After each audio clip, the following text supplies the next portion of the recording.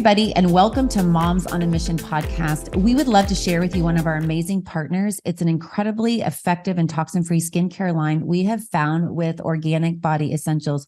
Our friend Vicki Natali has an engineering background, owned a device company, and just could not find a clean, thoroughly organic skincare line. So she created one and literally started it in her kitchen sink. We have pictures to prove it. So talk about using everything that God's given you to do what he's called you to do. That's what Vicki's done.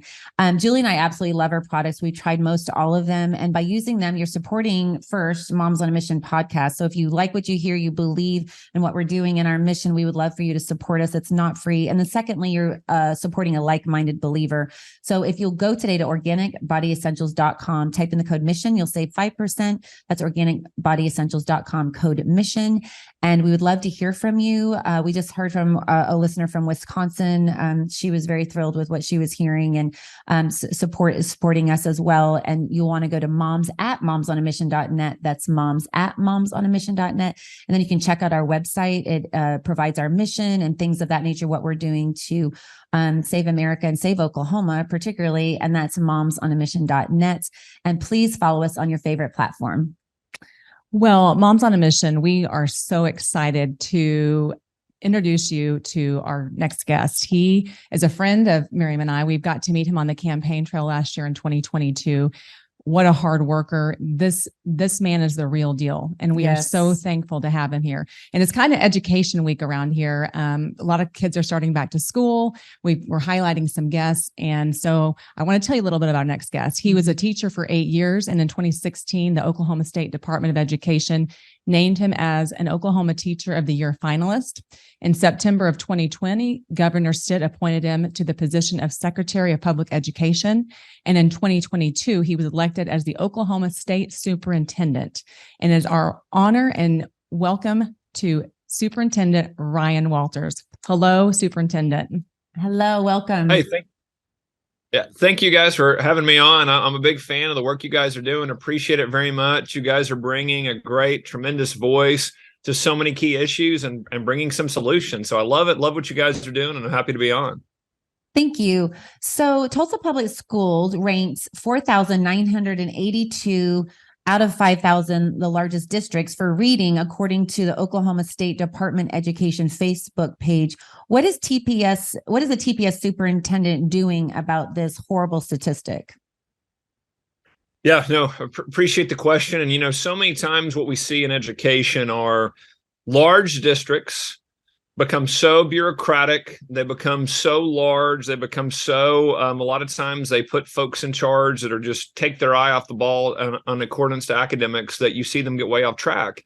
And Tulsa Public Schools is one of the lowest performing districts in the country when you look at large districts. And what we've seen there is we haven't had the focus on reading. In the last 5 years, we've seen the district was at 20% reading proficiency as an entire district. Now, that's bad enough, right? 20%. Yeah. They're now at 12%. They now have 15 districts that have 15 schools in their district that are reading at less than 5% proficiencies. So we have 68% of the schools on their district are F schools, which means they're in the bottom 5%. So when you look at all these things, it is an incredibly low performing district. What they've done is not put money in the classroom, but grown bureaucracy. We see 52% of their money goes to out of classroom expenditures, so administration. And what you've seen is teachers are leaving. 26% of their teachers left last year. So, it's obviously not working for the kids. The kids aren't learning. Kids aren't reading on grade level. Math is nearly just as bad in the district. But also, they're not supporting their good teachers. And by spending money on programs, on administration, on things that are outside of academics, what they're doing is taking the precious resources they've been given, not investing it in kids, not treating kids as individuals that are capable of exceptional academic performance, and not supporting their teachers in a way that allows their kids to be successful. I have a quick question on that. So, and you might not know this, but I was just curious. So what is a good percentage? What would be a target percentage? Are there any larger districts that have good reading statistics and good outcomes that Oklahoma could model and try to, attain those statistics? Is it like 75% spent on the classroom? Yeah. So inside the state of Oklahoma, we have some that spend nearly 70% in the classroom. We have a few that spend more than 70%. We have a lot that fall in the 60s. So if they were just on average that they would be lower 60% being spent in the classroom. So again, we're talking tens of thousands of dollars more, actually probably hundreds of thousands at that point for TPS, as large as they are, that would be going to the classroom, going to teacher pay. And so again, what you see is, as a district, that we have some districts that do this. Again, we have some districts that spend over 70% in the classroom, but what we also see is that it's a pretty easy connection to make, is some of the lowest performing districts are also some of the ones that are not spending money in the classroom as much as they could. Well, and Superintendent Walters, I heard you say on Fox or somewhere in the past week or two that, it's not that we don't have students that can perform in TPS.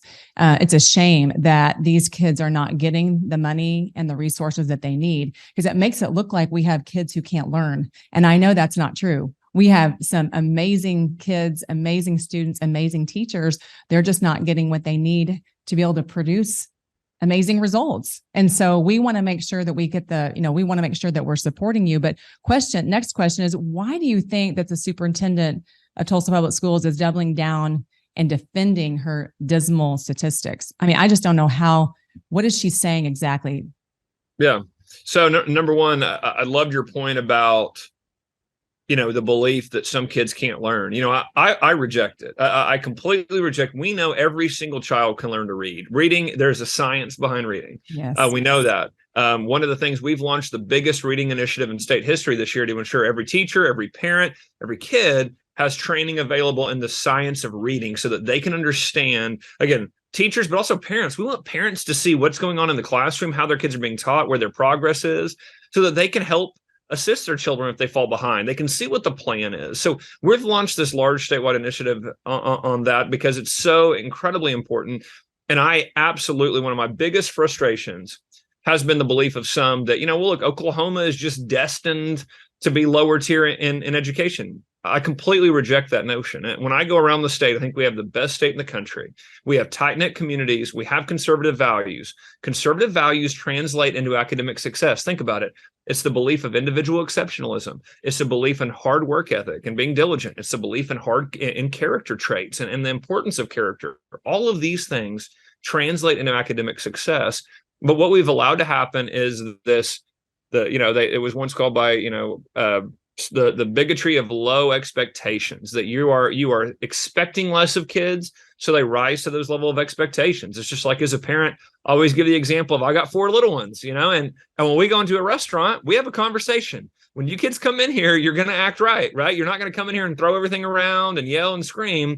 Those are the expectations that, again, it's behavioral. That if kids have those expectations on them, they will learn to raise those level of expectations. And what you see is, academically, we continue to make excuses and explain away why our kids are low performing. Tulsa Public Schools and their superintendent, she continues to make excuse after excuse for low performance. And all you're doing is giving more and more justification for students not achieving their potential. What instead they should be doing is admitting and being very open with how far behind they are, giving a true trajectory change type of proposal to say, we are going to do things drastically different here in this district. Until every kid can read on grade level, we are going to do A, B, and C. To get our schools off the F list, we're going to do A, B, and C, and draw clear indicators of what success looks like. And again, I went out there and said, hey, I believe that by the end of the year, Tulsa Public Schools should be at least a state average in reading. And again, my belief is Tulsa should be exceptional. They get over $2,000 more per child in state aid.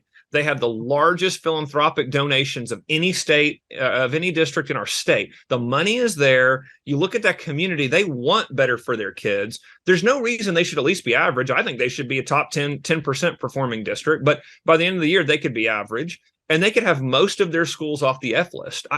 I don't feel like that's hard to do. You look at Oklahoma City Public Schools last year, they had 14 schools they got off of the F list. So they were able to get those schools to become much better in their academic performance and move off of that list. Tulsa Public Schools, while having nearly twice as many schools on the F list, only got 3 off the F list. So what you see is the difference between a district that says, hey, we're going to make significant changes. We're going to do a lot to get our schools moving in the right direction. And in a district that continues to say, yeah, these schools are just on the F list, and that's just kind of the way it is over here. And again, when you do that to kids, It is a disservice to a child. God has given them unlimited potential, and you're robbing that from them by setting them up for failure, by choosing to allow them to believe that that's as high as they can achieve. Well, it's exciting to hear that Oklahoma City got 14 of their schools off. As a follow-up, what are some specific things that they did to get off of the list? Yeah.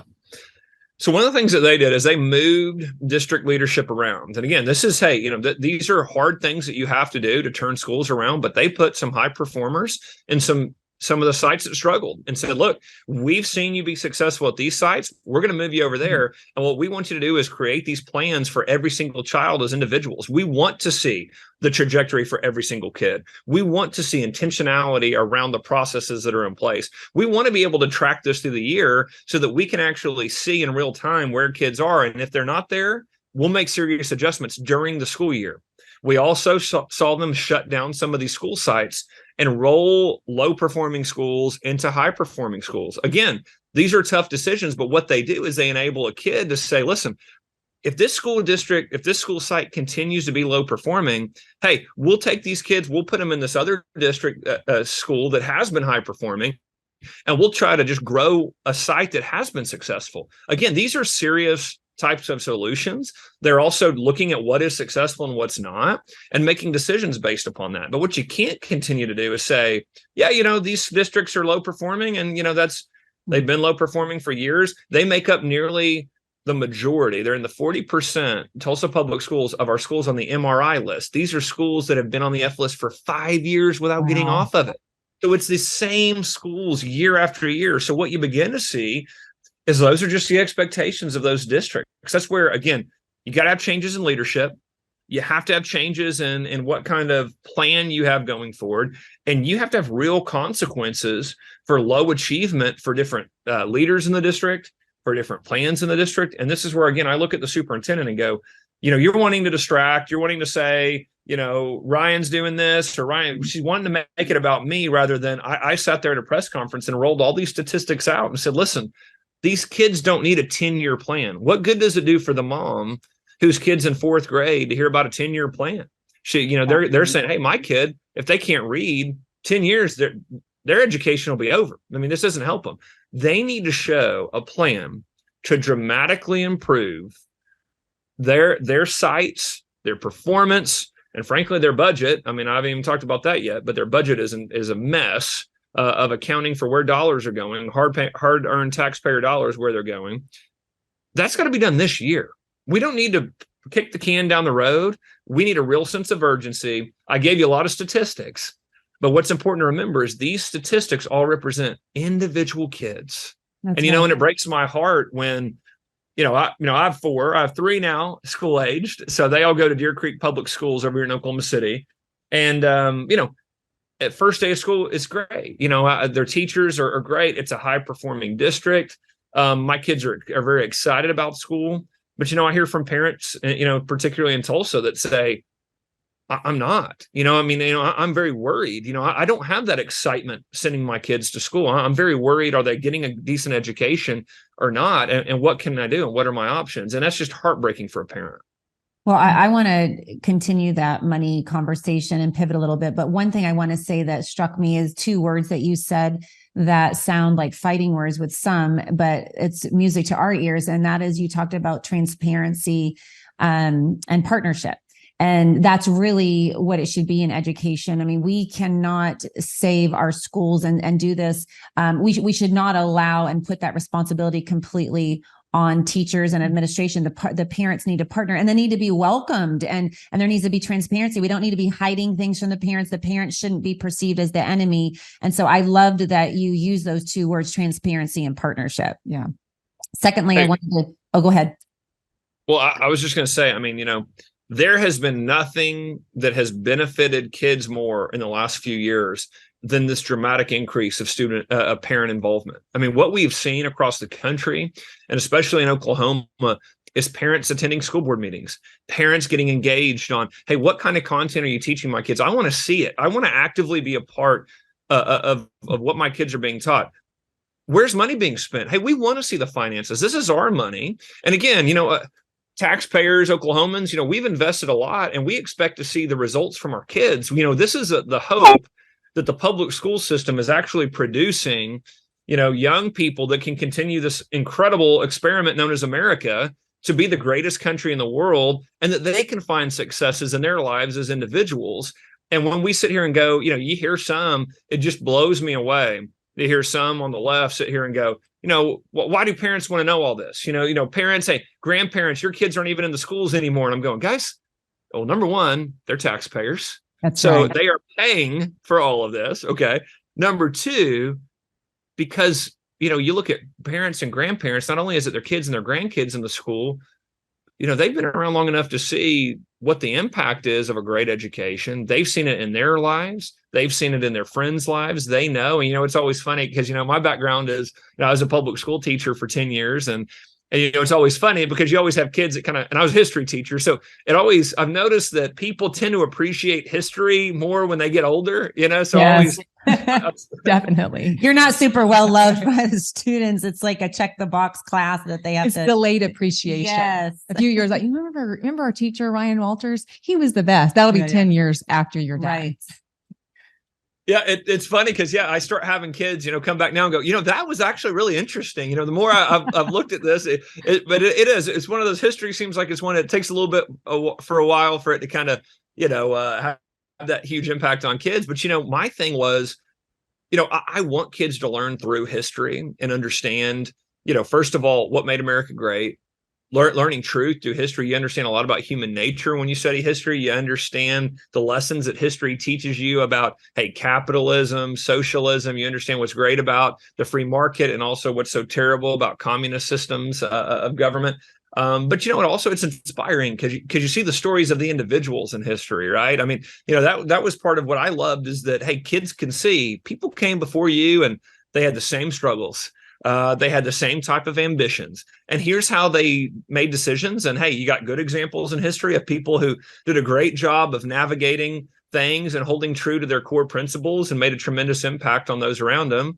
And you have people that didn't. And look at the way their lives turned out. Look at the way they're remembered. And so I always loved being able to teach those lessons to our kids. And so you look at all this, and again, the condescension I hear sometimes from the left. And frankly, I saw a deal the other day, somebody in the media, in our local media here, slamming grandparents for forming these education groups. And I'm just going, boy, I'm telling you, how out of touch have we gotten as a society that we think grandparents being involved in their grandkids' lives is a bad thing. I just think it's absurd. Yeah, it's ridiculous, actually. Well, let's talk about the audit. What we've heard about that, and we don't know the details, but where are we? Like, what is an update on where we are with the audit? Yeah, so an audit is being performed right now in Tulsa Public Schools by the state auditor, Cindy Bird, and so I don't know that she's released an exact timeline on when that will be out. I know it's quite a large undertaking for her. I don't know where they are with it. One of the things, though, I have been talking a lot about is TPS has an audit that's performed on them every year. Now, this is not a full forensic type of audit, but it is an audit where you can kind of see where a lot of the finances are going from a high level. And for 3 straight years, that audit has said that they, quote, lack the internal controls over their finances. So for 3 straight years, they were told that they don't have the internal controls appropriately for their finances. And then this year, they've lost $1 million. Allegedly, they even claim this, that they think 400,000 of it was embezzled. And we got 600,000 of it that's unaccounted for. Now, that's what we know at this time. We are continuing to require the district turn over documents and do a deep dive. But you notice, again, you've got the warning by an auditor. You don't change anything. You lose this money, and you're sitting here going, okay, so 12% of your kids are reading proficient. Boy, that $1 million could have went a long way towards those schools that are so low performing. And you look at the personnel in Tulsa Public Schools, they've got huge administration over there. Okay, well, what are we focusing on? You want to talk about, and this is one of the things that I think happens so often in education is if you get the wrong leader in, they want to focus on every single social issue under the sun. And I'm going, guys, that's what school is not for, pushing an ideology on kids. You've heard me, take all these steps to get radical leftism out of our schools, get the indoctrination out, get the focus on the basics.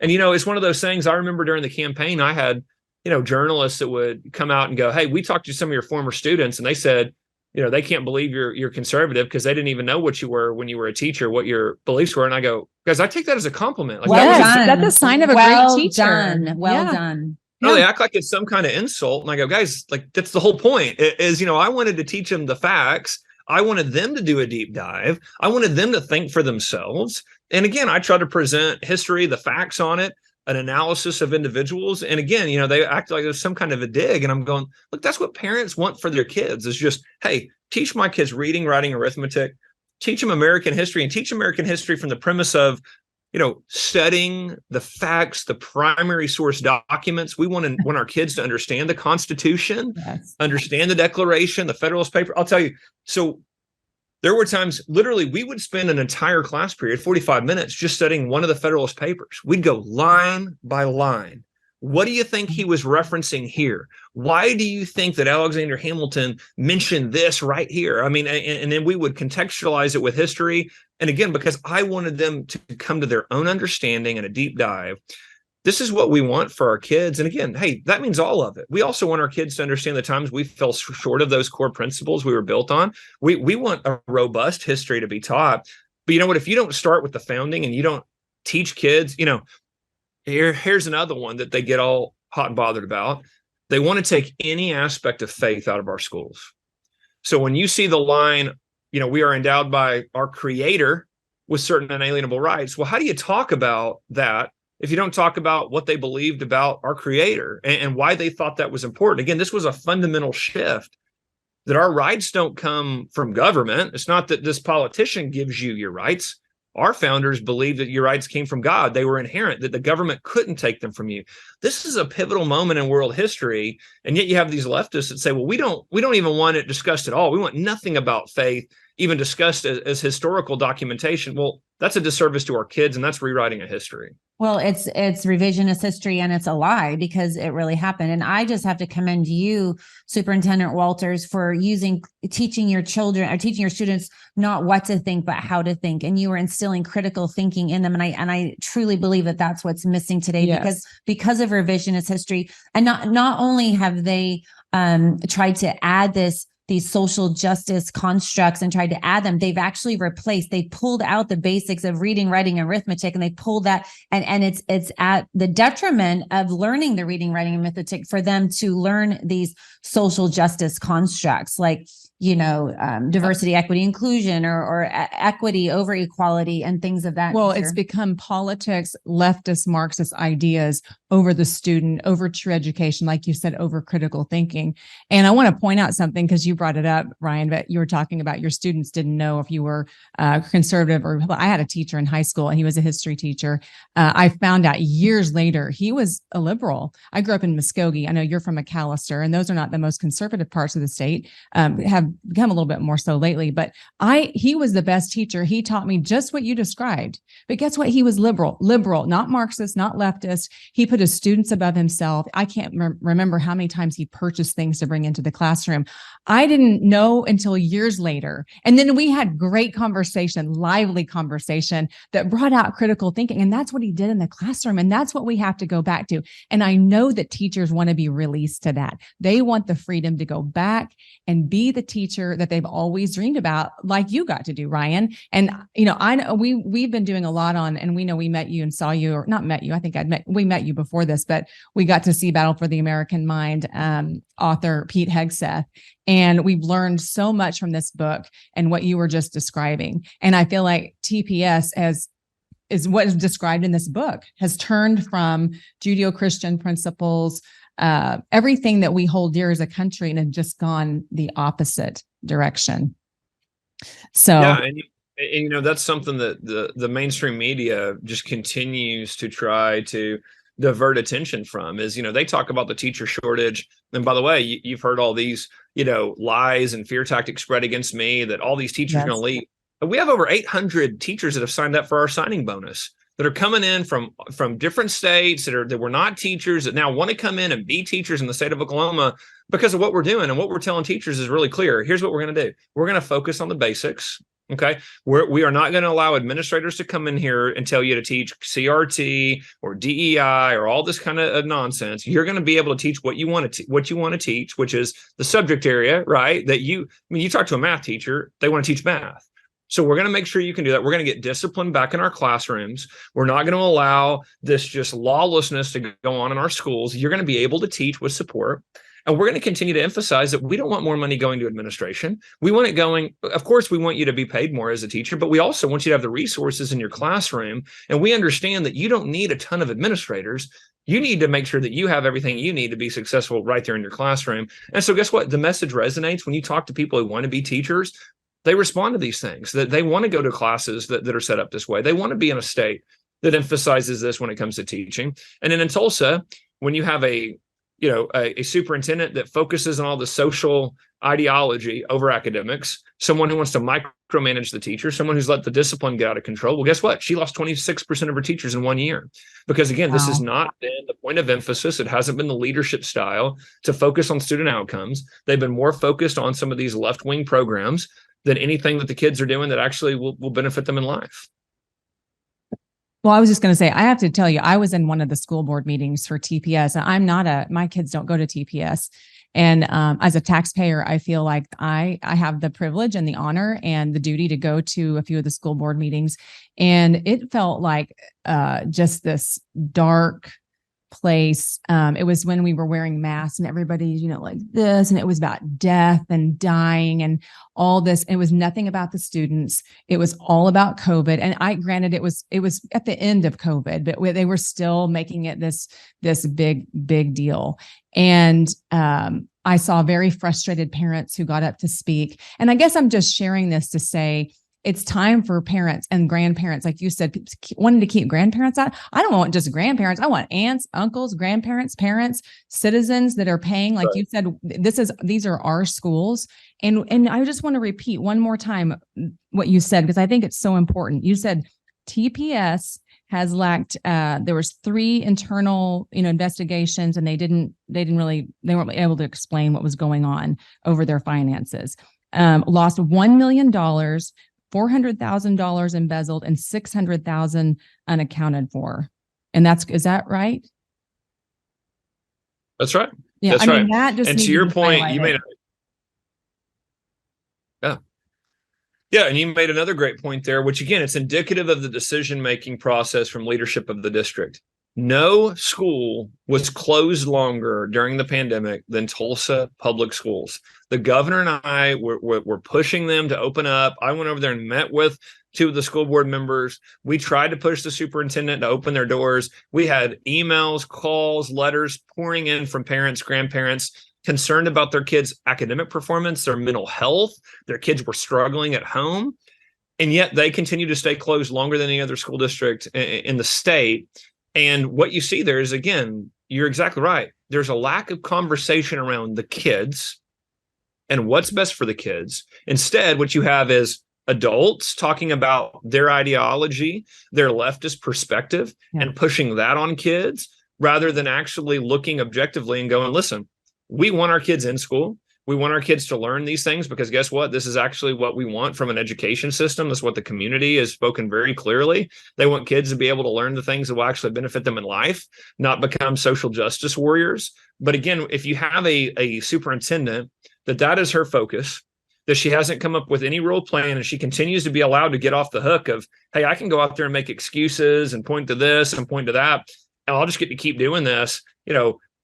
That is a disservice to the kids that are in the schools right now, that are capable of great things, that are capable of achieving so much in their lives. We have to have a turnaround now. We have to have a change in leadership. We have to have a change in direction for that district so that every kid there has a real opportunity at success. Well, the key there is the superintendent of TPS has an agenda, and that agenda revolves around indoctrination and teaching the kids what to think and not how to think. Yeah. So I guess that's why these statistics don't bother her, because she's, indoctrinating the children with her social justice constructs. So I just wanted to ask for some clarification. We've been hearing about the potential loss of accreditation for TPS due to their failing proficiency and test scores. What would that mean for TPS to lose their accreditation? Yeah, so great question. So when you look at the accreditation process, what you have is a status of you can be fully accredited, no issues, accredited with deficiencies. So you have some minor ones, but still accredited. You move through with them, tweak them. Then you can have accreditation with a warning, which means if you don't change what you need, you go one way or the other. Then you have probation, which means you have to actively show improvement in key areas. And then you have being unaccredited, which means if you're unaccredited, you're no longer a school district. So you wouldn't be eligible for state funding. You wouldn't be able to function as a school district. So where we are right now is trying to figure out where on that chart does Tulsa Public Schools financial mismanagement place them. And again, I've said all options are on the table. That we need to see real, that's where we've been asking for all these documents from TPS, like show us how, show us the finances, show us these other audits, show us more information around the things that we're asking about so we can come in here and make the best decision for Tulsa kids. And I told everyone, look, I'm going to put all options on the table and I'm going to choose the one that's best for Tulsa Public School students. We want to make sure that they are on a pathway for success. I believe that requires new leadership in the district. It requires a real plan to move reading scores. Again, I focus on a few of the things that I think are the biggest. I mean, there's a lot of different issues there, but the biggest ones are going to be reading, getting these reading scores on track, then getting most of the schools off of the F list, so getting half the schools off of the F list. And then the last one is to provide us real accountability through their budget by showing us real numbers, budgets to actuals, month by month, so we can actually see where money is going. Those are three things that, again, significantly put the district on the right direction, but we need to see their plans on how they would accomplish those things. Well, I'm excited that you are just hammering this. It needs to be, the light needs to be shown on this. I keep thinking of the verse while we're talking, the light shines in the darkness and the darkness will not overcome it. And Ryan, you're a light. You're a light to the state, to the city. I know you've had a lot of pushback. We're going to keep praying for you. But I mean, all the statistics you've rattled off, I hope when people listen to this podcast, they keep going back to those numbers and writing them down. You need to get them in your head. These are big numbers. And what those numbers are showing are failing students. The students should be put number one. And that is what you're talking about. So I want our listeners to be supporting you and to be praying. And I'm so thrilled that you are our state superintendent. So keep up the good work. And I'm just going to turn our conversation a little bit, not too much, because we still want to keep students, at the forefront. But tell us about this Chinese influence at TPS. I know you were on Fox a few days ago talking about this. You kind of made big headlines here on that one. So can you tell us more about that? Yeah, and honestly, it does go along with a lot of the things we already talked about, because this is why you need transparency in where schools are spending money. Because unfortunately, we do have some superintendents like Deborah Gist at TPS that do want left-wing indoctrination in the classroom. And so let me give you a little bit of context for this. And again, a story that's almost unbelievable because of what we're dealing with here, Chinese government money into the classroom. So what happened in the early 2000s is the government of China started funding these, what they call Confucius Institutes, throughout the United States. They would put them in K-12 schools and colleges. Well, at the Capitol, the U.S. Capitol, they shone a light on this a few years ago and brought it to the attention of the Trump administration, which put in rules and regulations, said, look, you can't be taking this money directly from one of our foreign adversaries. President Biden comes in and lessens the restrictions. Okay. So instead of coming right back in and funneling the money directly to schools, what the Chinese government decided to do was to funnel the money through a nonprofit in Texas and then stand them up in our schools. Now, as they started doing this, again, we had the U.S. Congress that shined a light on it a couple of years ago and said, hey, what in the world's going on? All the colleges and universities stopped the program, but we still had 26 K-12 schools that we just found out a couple of weeks ago are still taking these funds that they know comes from the Chinese government and is funneled through this nonprofit, and Tulsa Public Schools is one of those districts. So, I know for your viewers and listeners, we've gone from a place we knew decades ago that they were undermining American history by not talking about the founders, the greatest generation in World War II, undermining that. We knew that they were pushing things like critical race theory, diversity, equity, inclusion to tell students that America is just a racist country. But now we've gone so far that we're literally allowing the communist Chinese government to tell their story in America. And by the way, guess what? in their version, communism's great. Their government is the most functional in the world. They literally tell their classes there's certain things that are off topic. So there's censorship. Of course, it's communist China, so they don't want you to tell certain things. This is what Tulsa Public Schools has allowed in their district. We are looking at all measures to ensure this doesn't happen again. We force the district to give us over all the information around the program. But again, this is like every American's worst nightmare, is not only have we not been teaching it and we've been undermining our own history, we're literally allowing the communist Chinese government to come in here and push indoctrination in our classrooms. It really doesn't get any worse than that. No. I mean, that's the worst case scenario, that like China is actually, we're not just teaching Marxism and indoctrination, but we're allowing them to come over and teach it. And themselves. what does that specifically look like in the curriculum? Is this something that like is in a box that came and it goes like other curriculum, or it's just kind of woven in, or is it very plainly written? No, yeah. So we're reviewing the curriculum right now, but no, it comes over fully intact. I mean, they are given curriculum on what they are to teach, so that it is a course that they basically put together, provide to the district. If you take this money, this is what you are to teach. And so, I mean, it is literally a sugarcoating of the communist Chinese government. That it's great. Here's a way to understand all this, and it literally tells you certain things that are off topic that they will not discuss in these classes as well. So it is, again, it is not only the undermining of our institutions, it is also the promotion of their institutions as well. Well, I see a common theme throughout our conversation, and that is one of money. And First Timothy 6:10 says, "For the love of money is the root of all kinds of evil." Not money, but the love of money. And I'm seeing it in, the audit and looking into this $1 million. Yes. And now these, grants coming from communist China. I mean, this is all about destroying America. It's all about destroying families, because we're our experimental republic is the last leg standing in the world. And if we go down, so the world goes. And so that it's an attack against our country. And if you can get the hearts and minds of our children, then you can get to the nation, the heart of the nation. So we are so grateful for you, focusing on the children and not these social constructs and not anything else but the education of our children. Yeah. And I think something that you brought up, Miriam, just now about the money issue, and something that we have just a little bit more time. So I wanted to sneak this in here. You talked about, specific curriculum for our students. And I think one of the things that has happened too, we've heard about this, like the biopharmaceutical industrial complex. And there's even now, and maybe I'm wrong, Ryan, and point that out if I am, but like there's an educational industrial complex with the unions, with the teachers unions, with even the way curriculum's distributed. And I know that you last year talked about a podcast, Sold a Story. And I love that podcast. I listened to every single word of it. And what I love more about it is that Emily Hanford, the person that produced that podcast, was not really a super conservative. I mean, she was more on the liberal side, but she pointed out this kind of underbelly of education curriculum. And I don't blame the teachers, but we've got to get smarter. And I feel like you are that kind of guy. What are your comments on that? Oh, you're spot on. I'm going to add another kind of leg to the stool. Is you got the unions, you have these nonprofits, or kind of the educational vendors. Then you have the federal government that through the Federal Department of Education push these things, and then you have a lot of our colleges and universities. I mean, I want you to think about this. We know how to teach kids reading. Like there is a science to it. We have known it.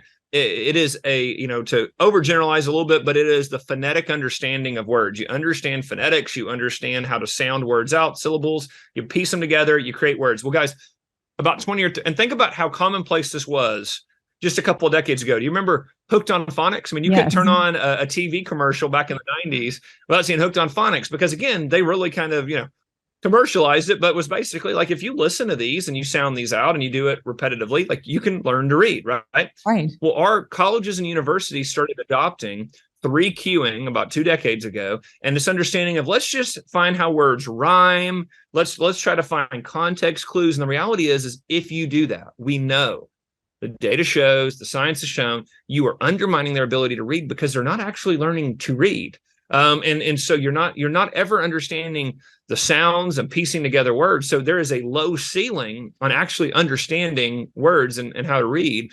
But again, what do you see? Hey, if the unions line up for it, if this education industrial complex can make money off of it, if our colleges and universities that are full of these elite liberals who go, great, we got a new idea. We're reshaping the world. What was done 50 years ago, it just has to be bad, right? The reality is we understand. And I love that you referenced Pete Hegseth's book. They talk a lot in there about classical learning.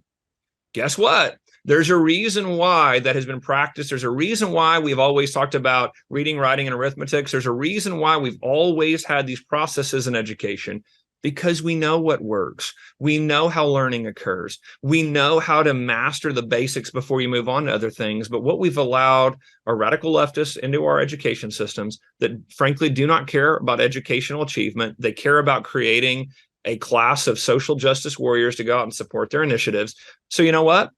They're not worried. They want to undermine and overturn the institutions. And frankly, you mentioned the family. They want to break down with the family. Yep. I've tried to explain this to folks too. You remember when the feds pushed Common Core? Common Core math, go look at that. It is the most nonsensical, complex thing to try to talk to a grade school child about how to do math. The reality is, guess what? You should know your math fact tables. Go talk to a teacher about that. Ask them how much they enjoyed when the federal government was pushing Common Core on them. But again, the underlying reason for that was we don't want families, parents to continue to be able to talk through this, understand this. We want to create chaos where you have to rely on us, where you have to rely on the federal government and bureaucrats to educate your kids. We want the complexity. We want the chaos. When the reality is we know how to educate. That should be left to Oklahomans. That should be left to families. And that's what I'm going to continue to use all the power that I have, every initiative that I have to put power back in the hands of parents in the education system.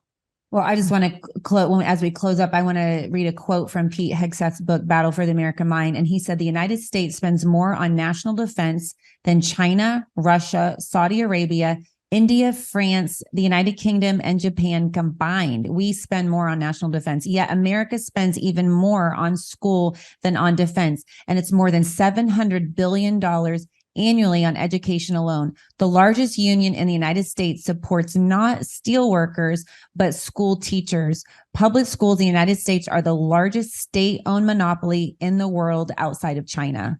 I mean, boom. Let's, that's just so powerful. And it really sets up. And when you all were talking about Sold a Story, I mean, that whole, I listened to that too. That whole thing was based on a curriculum. I mean, selling and monetizing, and it's all about money. This whole debate, this whole problem is about money and power. And if they, like you were saying, this chaos, if they can create this chaos, then they're the experts, and only they can teach. What they're wanting to do is indoctrinate, because once you get the parents involved, that the power of indoctrination dissipates. So, well, Ryan, we could talk on, and we just loved having you on today. I'll give you the final word.